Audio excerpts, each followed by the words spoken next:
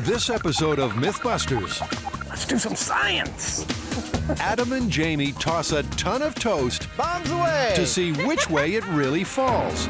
Buttered side down again. Making people yawn isn't the Mythbusters way, but is it really contagious? I was yawning all day. And it's David against Goliath as a toy car goes head-to-head with the real thing. The anticipation is killing me. Who are the Mythbusters? Am I missing an eyebrow? Adam Savage I reject your reality and substitute my own. and Jamie Hyneman. Quack, damn you. I wouldn't say Jamie's an evil genius.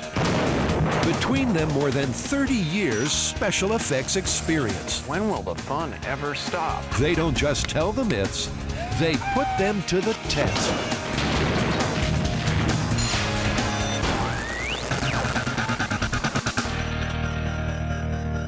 Introducing the 1970 Johnny Lightning Challengers. First off the grid, a myth that's almost as old as toy cars themselves. Fast. Race any other cars against the new Johnny Lightning Challengers and see for yourself.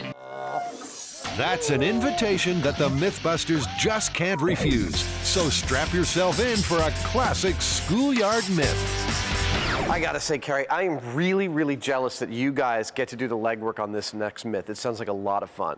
I'm really excited about this one. The myth is that a toy car can go faster than a real car. That's coasting, right? Yeah, under just the acceleration of gravity, a toy car going down a quarter-mile track against a race car, the toy car is going to win.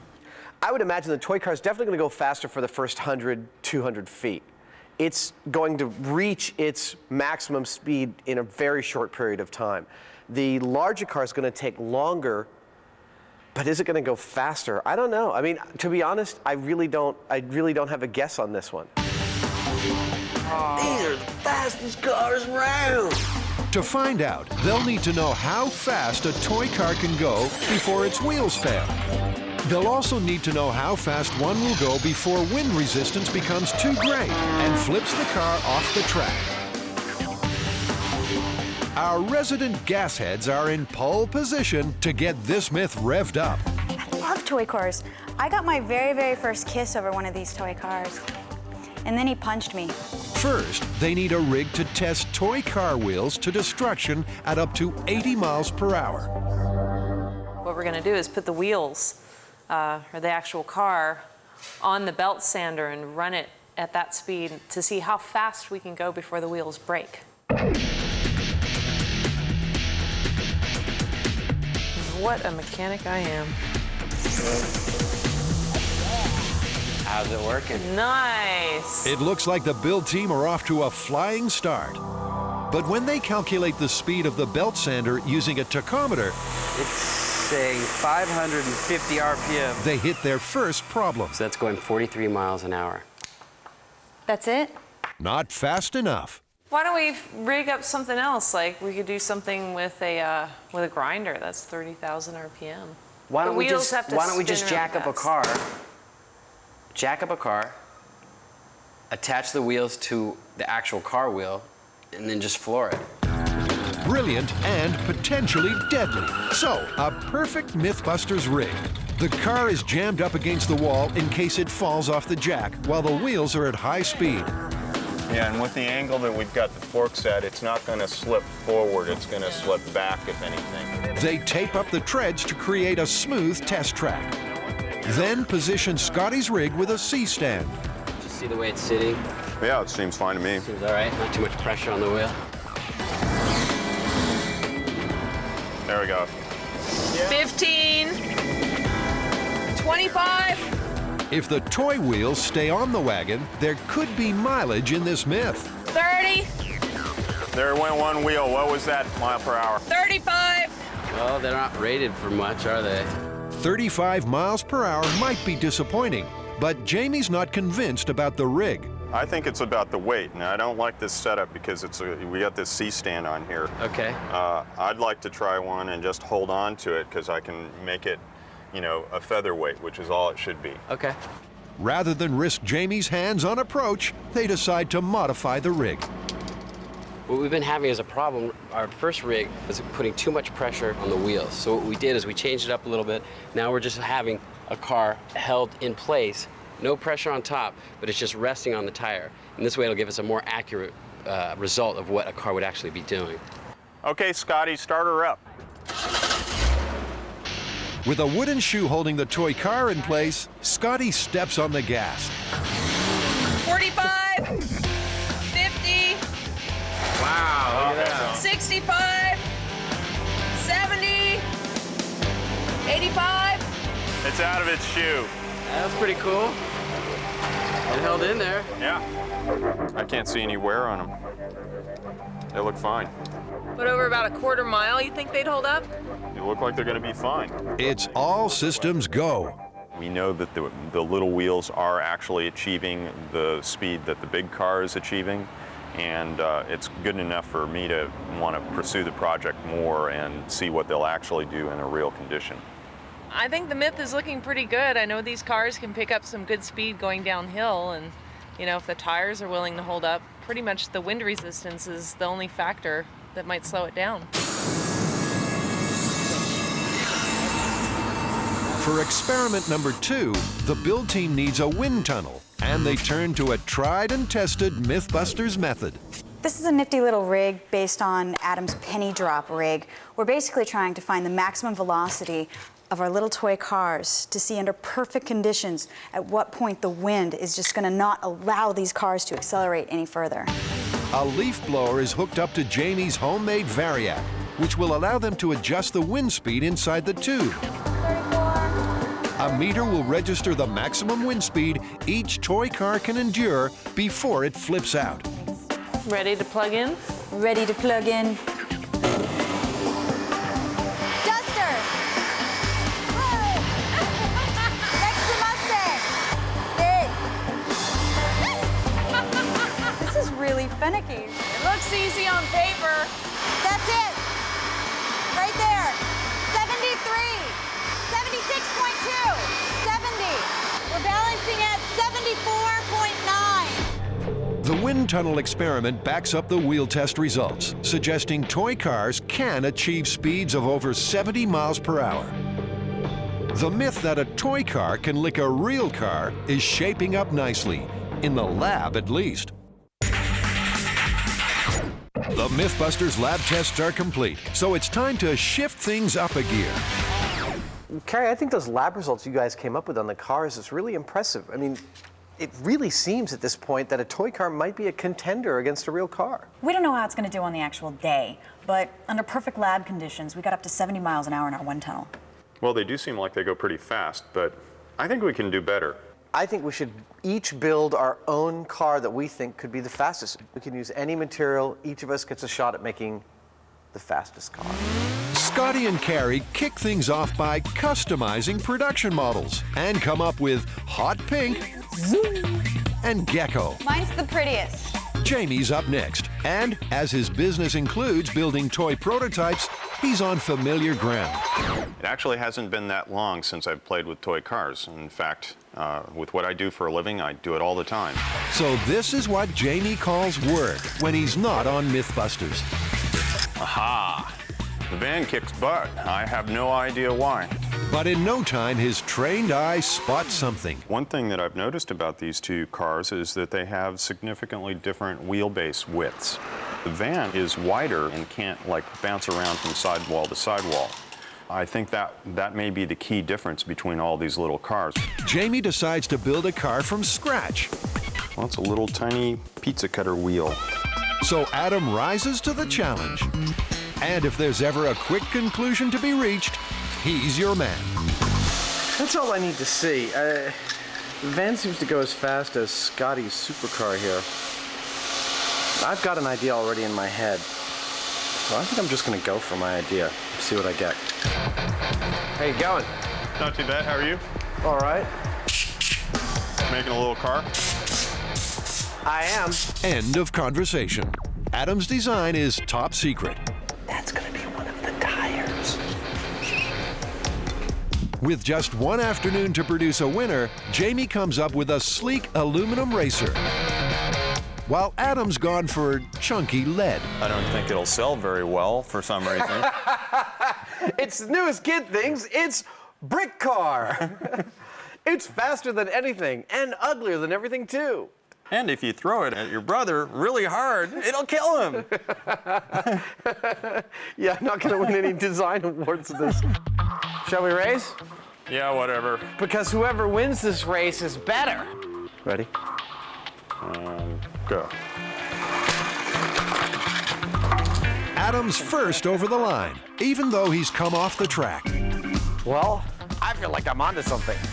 Ignoring his spill, he adds a few finishing touches and calls it a day. It looks like it was built for one thing. It was built for super speed. I think it looks like it's built for killing children. And what's all this crap on the back of it? That's the rocket engine, man. That's the solid rocket fuel booster thing. While the boy racer dreams, Carrie and Scotty search out a suitable racing grade. That's a good 10 degrees. Might be a little busy on this street, though. While they're scouring the streets of America's slopiest city, another myth is calling. This is the Great British Yawn. No one knows why we do it. Is it to get rid of built-up carbon dioxide? Is it an evolutionary leftover, something our primitive ancestors did? And can it really be passed from one human to another?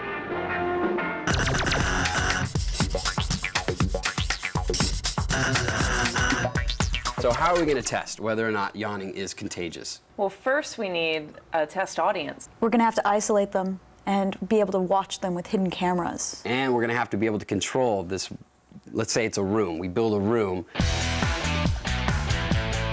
We're going to have to plant a yawning seed in the room as well. You mean somebody who's in on the Start the gag? yawn. That's good. Okay. I think we can put an ad out on the internet looking for extras, and then we just don't tell them what they're here for. That way we can get them to go sit in a waiting room and we can start messing with their minds. While the build team gets to work on a chamber of yawns, let's find out more about yawning. Yawning is involuntary. The mouth opens and the jaw drops to allow in as much air as possible. As the lungs fill to capacity, stomach muscles contract and the diaphragm is pushed down. The heart beats up to 30% faster. Then, when the lungs are full, excess air is expelled. The yawn chamber is rigged with spying devices, like a two-way mirror and a hidden camera. Now, a bit of set dressing, and they're ready to bore. This is the technical explanation of the tax and pension provisions of H.R.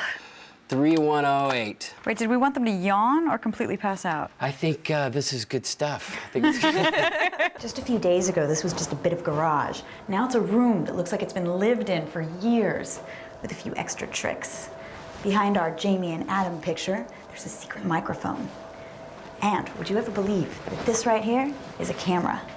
Not exactly James Bond. Could the build team be underestimating Mythbusters fans? If anybody yawns in this room, I'm gonna catch it.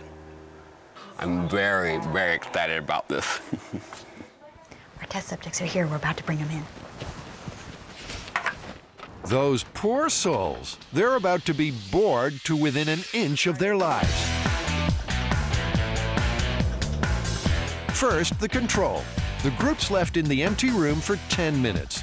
Nothing to read, no talking aloud. Here are some highlights.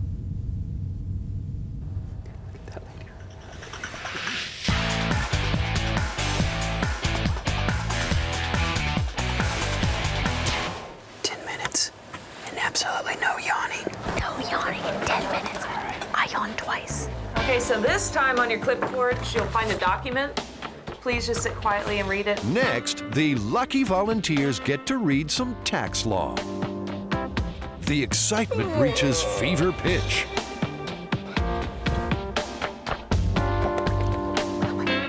People, we have our first yawn. Now, will it travel round the room like a Mexican wave?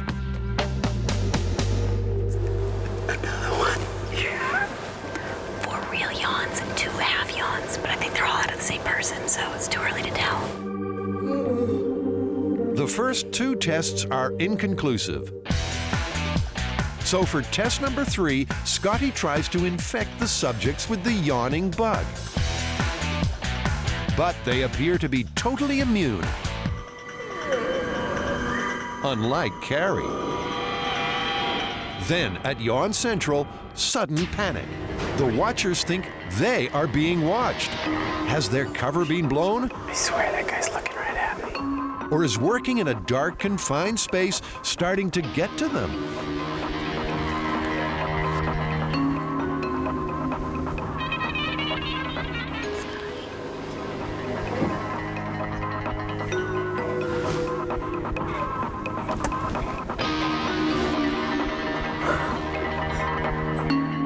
None the wiser, the bemused volunteers go back to lives which suddenly seem far more exciting. But what about the results? First, our control, absolutely no yawns. 2, the most successful test of all, the tax laws. We had 8.5 yawns from one woman, 2 yawns from a man in a jacket, 1 from the man in plaid, 2 from the kid, and half a yawn from the woman in red. The woman in blue was like a yawning machine. She would not stop. I mean, it was like every couple of minutes she was yawning and nobody else was taking the bait. And there was no yawning at all during Scotty's yawn seeding experiment. The conclusion so far is no conclusion. The yawning myth is still wide open. Time to bring in Adam and Jamie on this one. Except for that picture. I love those guys. They're not boring, they're exciting. Did anyone walk in and go, hey, how you doing? Yeah, pretty much. Really? Adam and Jamie believe the build team have been using too few guinea pigs and too many stimuli. I think for all of these things, you need a bigger sample, you need a longer test. I think definitely. Like, And they can't know that we're Right. doing this. You can't know that you're doing a test, and really you have to leave them alone in the room. Yes, just You waiting. have to just leave them alone in the room Sit waiting. here and wait. What you guys are telling us is that we need to go back and try this again. Yep. All right, well, look forward to see what you come up with next time. Thanks, guys. All right. Back on the city streets, the girls are searching for steep slopes. But Carrie and Scotty can't find a straight quarter mile, the length of a drag racing strip for their toy car racetrack. I think we might have to go out of town. I don't think San Francisco's gonna have any doable hills for us. We're going to Tahoe. We're going to Road trip! Even though we live in a very hilly city, we could not find a quarter mile of straight track. So we're going all the way up to Lake Tahoe, laying out a quarter mile of this toy car track, getting a Viper, and we're racing the cars. Wow. The Mythbusters head for the hills in one of the Southwest's most beautiful locations. Lake Tahoe's Ski Boulevard is the venue for the big event. It's both long enough and steep enough for a gravity-powered race-off. I think they'll get going pretty fast. We'll be most of the way by the time we get to the bottom of this hill. Yeah, I think the quarter mile is right about where the stop sign is. Go for it. 200 feet. Okay, that's 300 feet. It's a suitable grade, and the quarter-mile track fits neatly into one block, just as Jamie estimated.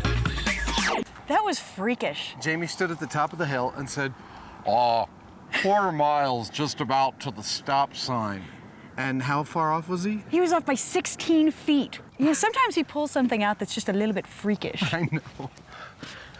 Maybe we shouldn't tell him. He is a robot. I think so. Jamie is a robot. Not bad for a man of 75. Right on cue, the real speed machine arrives. Purrs like a kid. I think that just about says it. Get in, sit down, shut up, hang on. Have you heard the myth that a small toy car, like a 64th scale toy car, can actually beat a car like this just in a gravity slope race? It should. Really? It should. You think so? I would be flabbergasted if it didn't. When you shove the clutch in here, you got 3,000 pounds that has to get rolling. And that little thing is going to be down the hill and gone. So the sun sets on race day eve with the toy car a surprise favorite. Tomorrow, the real excitement begins. At Yawn Central, nothing went right the first time round, so it's back to the drawing board. I'm totally bummed. This experiment is just not working. We haven't achieved anything that we put up on our blueprint. Well, I think our biggest problem with the last time is we were not consistent. Like, nothing we did was consistent. We had, different number of people coming in. We were giving them all kinds of stimuli. We just need a do-over. We need to start this over. We put way too much work into this not to get really definitive results. We have to come up with a new plan. I think what we need to do is we'll do it again, keep it consistent, and instead of bringing the people to us, we'll take it to the people. 6:30 a.m. at a local flea market, where the Mythbusters hope to get a bigger sample of test cases. They've modified a truck. Inside, it's a multi-chambered yawning observation lab.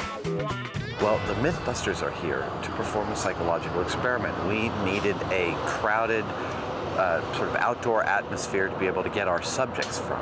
And we plan to run through about 30 or 40 today in our custom-built Mythbusters psychological chamber.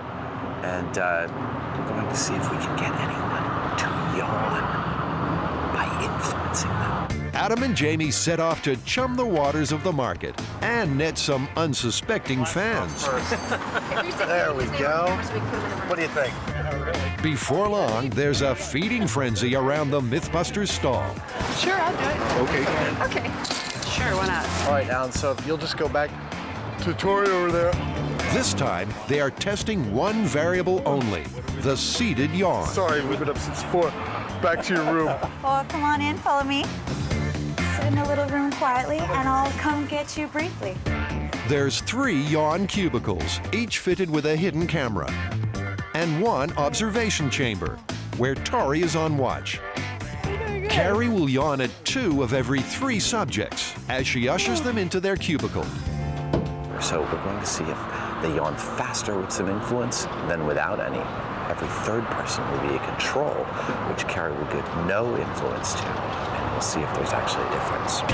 So the experiment begins, and Tori gets down to some careful observation of the subjects doing, well, doing nothing. Absolutely nothing. It's starting to seem like the Mythbusters are just way too much fun to evoke even the slightest yawn.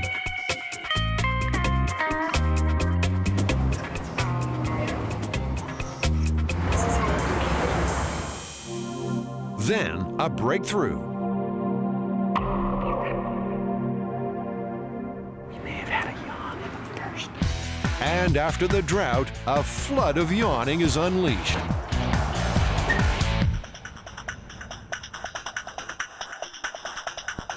The Mythbusters suddenly have the Midas touch. Even the local dogs get caught up in the current of yawns that's sweeping the market.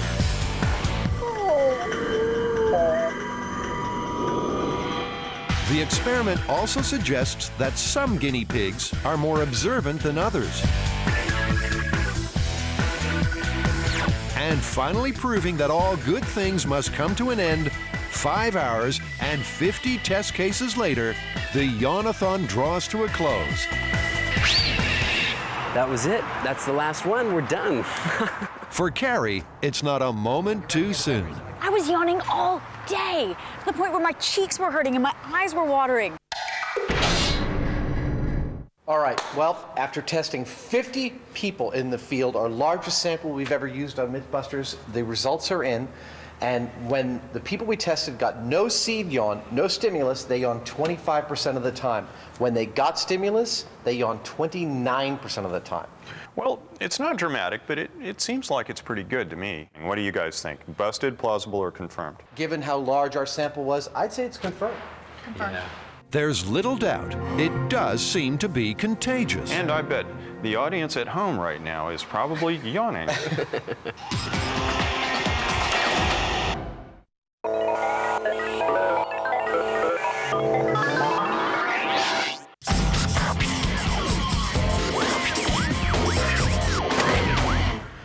You know, Jamie, this coming up is a question that has plagued the breakfast table for generations. And that would be whether buttered toast falls buttered side up or down more often.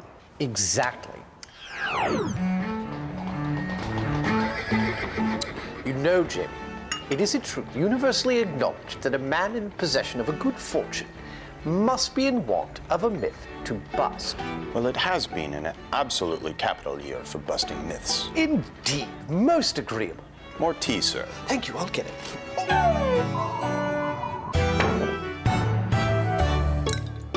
Buttered side down again?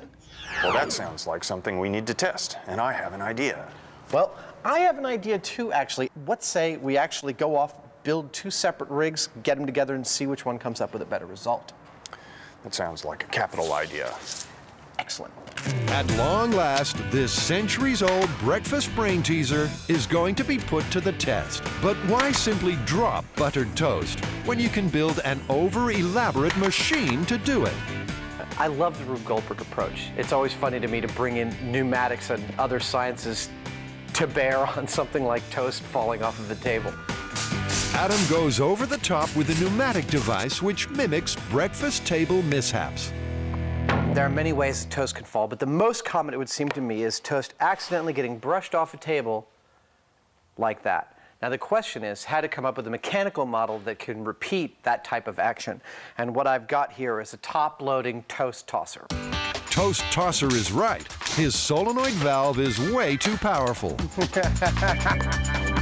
Now there's a problem with my rig right off the bat, which is it's just throwing the toast like a frisbee, like that. I was trying to think of something slightly more random that would brush it off the table like that. Adam recalibrates his rig, so instead of launching toast across the kitchen, it recreates the classic brush off the table scenario. The toast tosser 2.0. First, he runs a control experiment with unbuttered toast.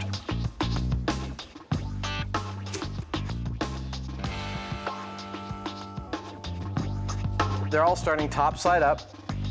Top side's labeled. Down. Down. He's hoping for a random sample Down. where the toast lands top side up and down in equal numbers. We're showing totally consistently that a piece of toast just brush off, does one flip, and lands top side down. With a certain pressure. With a certain pressure. So I'll bet if we went to, 1,000 restaurants and shot 1,000 people tipping toast off, that it would probably be pretty close to this. That's what my intuition says.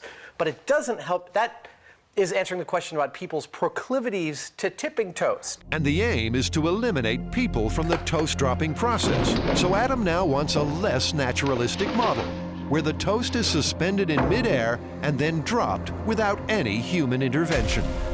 In terms of the question, does toast, when it's buttered, prefer to fall to one side or the other? I think that's a question that's much better answered by Jamie's rig. Which, as you'll see, is a kind of a spring thing. There you go. But first, it's race day at Tahoe.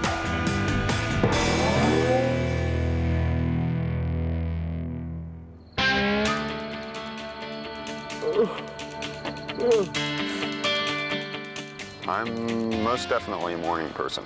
I'm up this early anyway. Adam and Jamie, night and day. Well, it's pre-dawn. It's freezing. And we're getting together a quarter mile of toy car track. If you want to play with the big toys, apparently you have to get up really early in the morning. Armed with 1,320 feet of track, our toy car gladiators set out to do battle. But before they can go head-to-head with the Viper, there's a world record length of toy track to lay, specially manufactured for Mythbusters by Mark Kazimoff of Race Grooves, assisted by his offspring, Amanda and Jeremy. Well, Mark, have you, in your experience, ever heard of anybody laying out 1,300 feet of track? A quarter mile of track? No, as far as I know, nobody's ever come close. 100, 200 feet, maybe. Never on a total slope like this. This will be the first time to my knowledge. Pressure's on.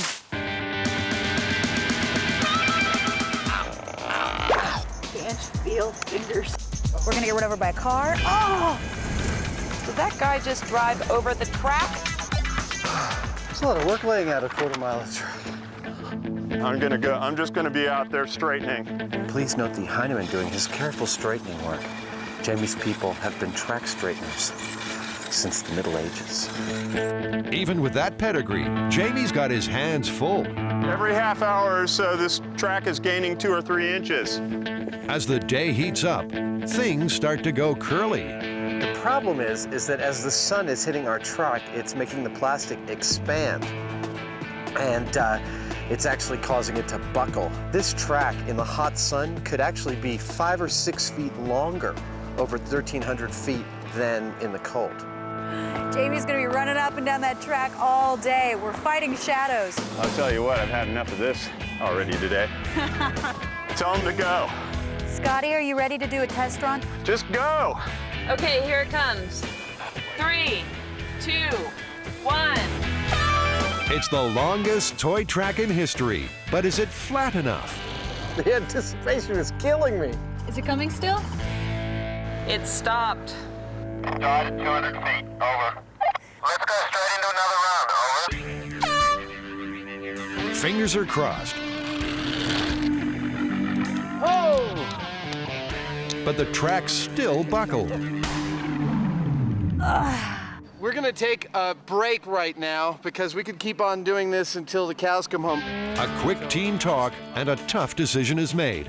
To keep this myth alive, it must be radically scaled down. Just ridiculous to keep trying, you know, spend half an hour to undo these buckles when they just keep appearing. So right now, we're going to go up to the 400-foot mark, and I'm going to time it with a stopwatch at 400 feet. At least we'll be able to get a bunch of repeated runs in. You know, this has been so spotty up until now. Back at the Mythbusters workshop, Jamie's rig is ready to test if toast lands butter side down. Okay, so I'm always going to put the top facing to this side. Facing which way? This that way, yeah. Oh. Thank you, Adam. Ow, it hurts to laugh. Well, I didn't know the rig wasn't assembled. So you want to mark it now? Sure. Once again, they first test out dry toast to get a random sample without butter. Down. Not exactly a rip-roaring reset, is it? You know that I'm not inclined to overbuild a rig and when it's untested. I know. I know that at the end of the day you'll get the job done. Down. There's something about this rig Down. Down. that's building in a bias. Down. And they suspect the spring action is to blame. I think we need to stop testing with this thing. Why? Because right now we've got 3 up and 7 down. Okay. We're way outside of a random sample. We want to come up with a test that with unbuttered toast gives us a fully random statistical distribution of toast falling up or down. So, unable to provide a random sample with unbuttered toast, both the trapdoor dropper and the top-loading tosser bite the Mythbusters dust. You know, Adam, I don't think either of our rigs really got to the bottom of this. Yeah, you know, I think your rig had it a little better than mine. Yours was an empirical model, mine was a naturalistic model. I think we need to build a rig that has absolutely no bias at all in terms of how it drops it. Well, let's just build my rig, but a better one. I think that's a great idea, and I think we should also actually automate the whole process. Let's get an automatic toaster like they have at the deli. Maybe you could put together a conveyor belt for it. We'll put a thermometer to make sure they're all the same temperature when they go. Buttering station. I mean, let's automate as much of this as we can to eliminate all the variables. All right, we're going to get to the bottom of this. Once and for all. Adam and Jamie join forces to build the most elaborate toast-dropping test rig of all time. Probably gonna cut these down, actually, way down.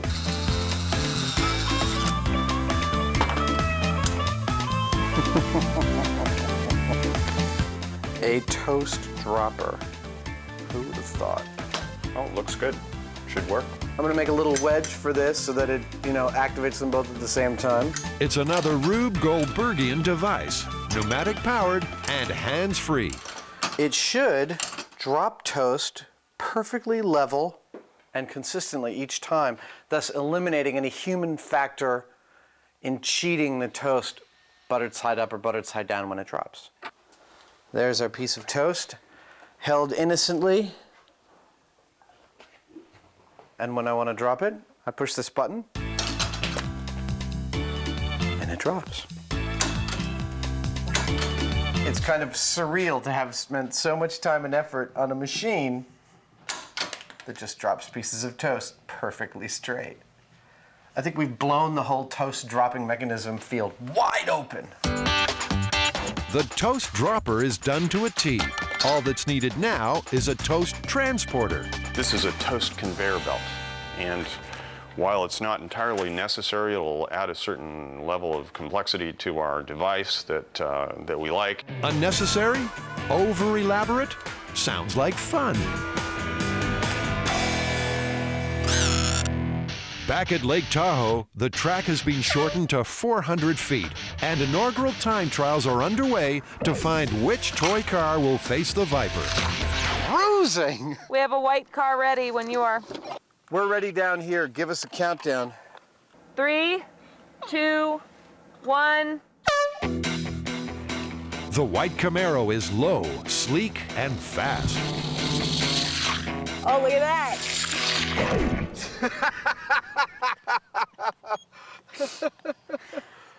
Well, it was riding on top of the middle meridian, and it still made it in 23 seconds. That's 22 miles per hour, the fastest of the Johnny Lightning entrants. But what about the Mythbusters' homemade prototypes?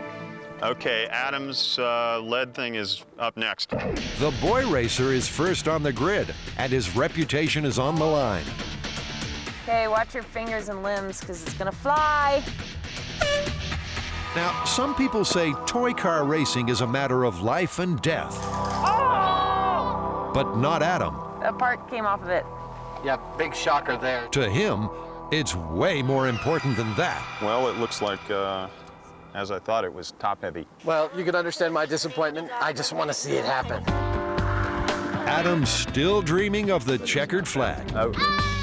Erect in the same place.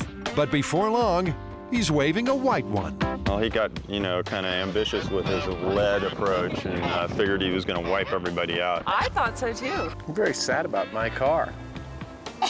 It's too top-heavy. I know. Mental note, never work with animals or children.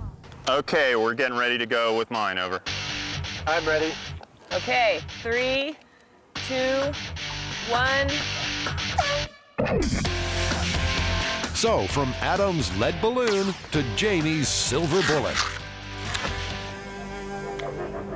That was a very handy 18 seconds, over. Damn, you took 4 seconds off the top record. Jamie, you won! Isn't that beautiful? Mental note, animals, children, and Carrie. So the lineup is decided. Jamie's prototype and the white Camaro go into the snake pit against the Viper. Under power, it's capable of speeds of up to 200 miles per hour. But how about coasting downhill under gravity? Can it beat a toy car? Or will the mini-me's get a jump on the muscle monster? I really think the toy car is going to beat the Viper. I would put my money on the toy car. I think the toy car is just gonna smoke the Viper. Big car would probably get Big car? You guys are betting big car? All right, we'll see who wins. Kids, what do they know?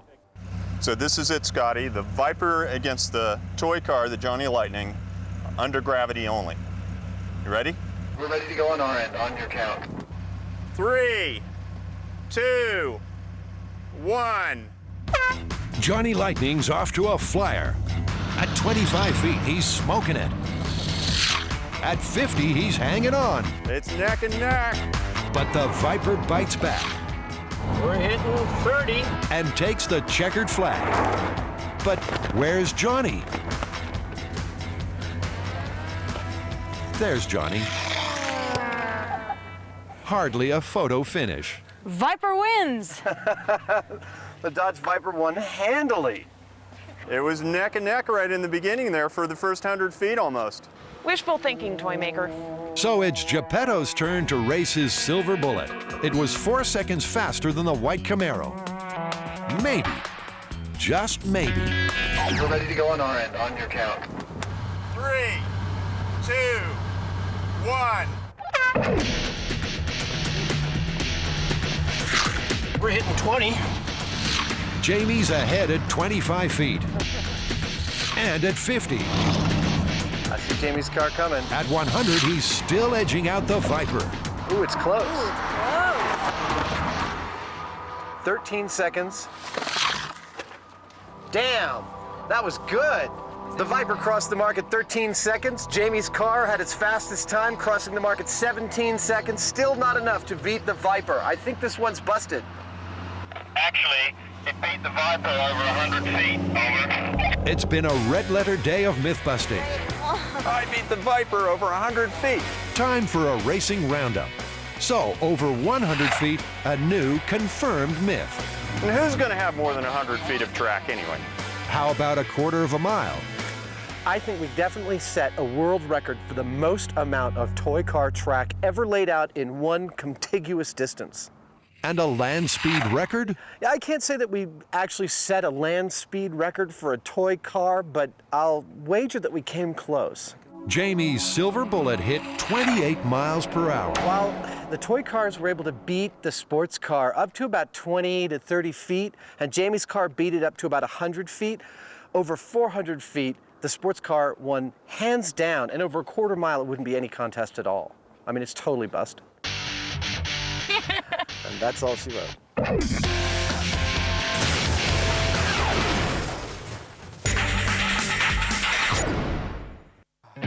Never in the realm of science or breakfast has so much effort gone into perfecting the art of making and dropping toast. 1, 2, 3, boop, go! And it drops it. The new rig is ready. First, the control test, without butter. When the toast gets to me for test number 1, I'll just be putting an X across the top of it, putting it in our toast dropper, and activating the drop and logging on this piece of paper whether or not it's landed up or down. Okay, so 20 slices unbuttered. Correct. You ready? I'm ready. All right. Adam limbers up, and it's game on. Oh yeah. Here comes piece number 1. Down. Next. 3, 2, 1, go. Next. The rig runs like clockwork, bringing on one of Jamie's schoolgirl giggling fits. This is going to be an intense day, I'll tell you that. It's going to be like that episode of Lucy, you know, with the chocolates. Next. I notice you're not doing anything. Actually. I'm loading the toast. That's my job. Down. Next. This is the last slice of our test. We're showing a perfect statistical distribution up and down and down. We had 11 landed up and 13 landed down. That's close enough. At long last, a truly random sample. I'd say that's pretty much what I'd expect in terms of any kind of random statistical anomaly of heads up, heads down. I think it can mean only one thing. It's time to butter the toast. It's time to butter the toast. Okay, this is it, buttered test. You ready? Oh, I'm ready, baby. I've got my butter standing by. Okay, we're fully loaded. 200 degrees. On deck. In the field of buttered toast dropping, on deck. This is poetry in motion. You all right down there? I'm fine. On deck. These guys are cooking. On deck.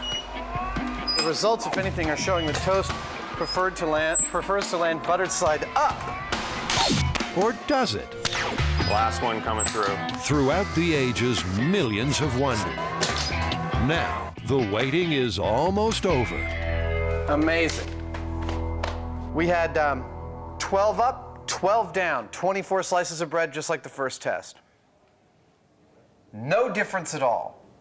Myth busted. For the answer of off a table, does toast prefer butter up or butter down?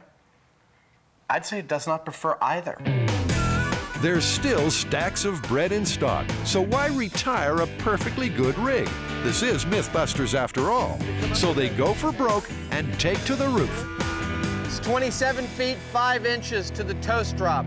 The first test we're gonna do is unbuttered toast. We're gonna do 50 slices. Then we're gonna do buttered toast, 50 slices. It's a sample of 100 pieces of bread. It should be very definitive. If you lie awake wondering what happens when toast drops off a roof, your sleepless nights are almost over. Toast rig is ready. Bread is loading. Let's do some science. Toast on deck. Here it comes. First one's Toast away. on deck. Toast on deck. Here it comes. Bombs away. Starting to sound like a techno song. Toast on deck. Watch out, falling toast. Bombs away. Toast on deck. Here comes another one. Bombs away. Toast on deck. Bombs away. Toast on deck. Bombs away. You're doing great, Carrie. Thank you. You know, I went to college for this. Bombs away. Jamie, as soon as we're done with this one, let's check our results and go right to the butter test. You got it. Here she comes. Toast on deck, the last one. Bombs away. All right, Scotty, what are the results? Okay, out of 48 slices, 26 landed face up. So that's really close to statistically even-handed. Exactly. For a while, it was exactly 50%. All right, well, you guys ready for the butter test? I am so ready for butter. I love butter. Give us about 2 minutes to get all the pats ready, and we'll go. Time to butter up. Initiating the butter sequence. Butter sequence is initiating. First piece. Away! Butter side up. Away! Butter up. You're watching history in the making. This must be what the Wright brothers felt like, or possibly Edison with his light bulb. Away! With each toast drop, the tension mounts. What's the breakdown so far? Out of 17 drops, the butter has landed up 12 times. So butter up is winning. Okay, my toast always lands butter side up. Last slice. Here we go. Last slice is a charm, and away! Let's just throw stuff on him now. Come on. Stop making messes. You're not going to clean it up. That's one messy sidewalk, but it's a small price to pay for scientific discovery. So? On the dry toast, the X landed up 26 times out of 48. On the buttered toast, the butter side landed up 29 times out of 48. Adam, I actually saw what was going on here. The ones that were landing butter side up were ones that had been kind of pressed in a little bit because it forms a dish in the bread. And just like a leaf coming off a tree, if it comes off neutral and it's curved, it doesn't want to float down like this. It wants to go like that. I totally agree with that assessment. I saw the same thing from up there. So I guess the thing is that if you really want to ensure, in general, your toast landing buttered side up or down, we can tell you that you should butter with a good vigor, and that resultant bowl will make your toast generally fall buttered side up. When brushed off a table, toast shows a tendency to flip once, then land top side down. But without human interference, when dropped from midair, it's a different story. In none of our testing, no matter what we did, we discovered no statistical predilection towards buttered side down. That's busted. Busted. Okay. You guys gonna wrap it up? I'm gonna go.